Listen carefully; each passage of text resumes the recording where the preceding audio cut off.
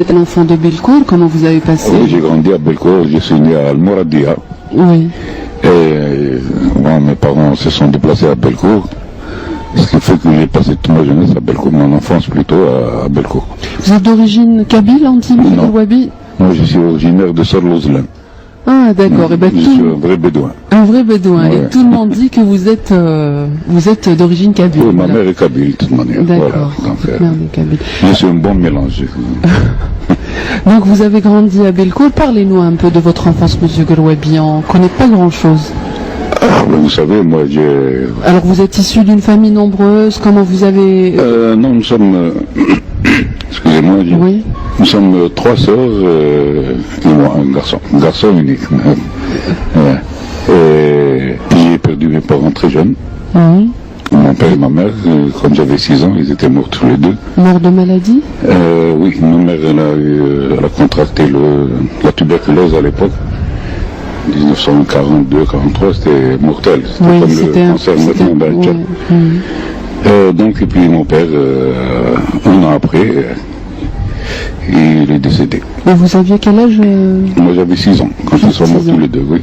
Et vous vous rappelez, c'est un souvenir qui vous a marqué? Oui, le souvenir de ma mère m'a beaucoup marqué. Et qui s'est occupé de vous et de vos soeurs? Nos tantes paternelles. C'est eux qui nous ont accueillis, moi et mes 2 sœurs. Parce qu'il y en a une qui est ma demi-sœur.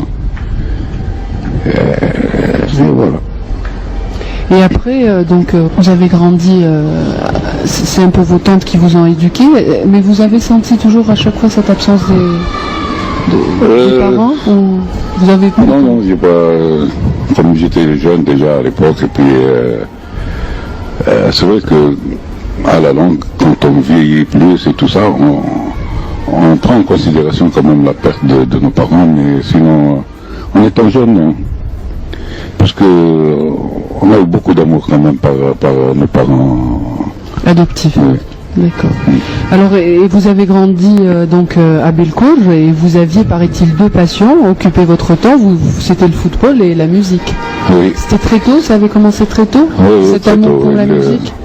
Ah oui, ça, c'était depuis l'enfance. La musique, c'était quelque chose qui était ancré en moi. Et le football, bon, puisque tous les copains du quartier en faisaient, donc. Mais la passion de la musique était là, elle était présente dès mon jeune âge. Alors paraît-il qu'à 9 ans, vous avez eu votre premier mandol, monsieur Gerouabi? Malheureusement, je n'ai pas eu de mandol. Puisque mes parents étaient décédés, j'avais pas d'argent, donc je ne pouvais pas me permettre d'acheter un mandol ou quoi que ce soit. Et puis bon, au fur et à mesure, comme on sentait que j'étais quand même assez doué pour la musique,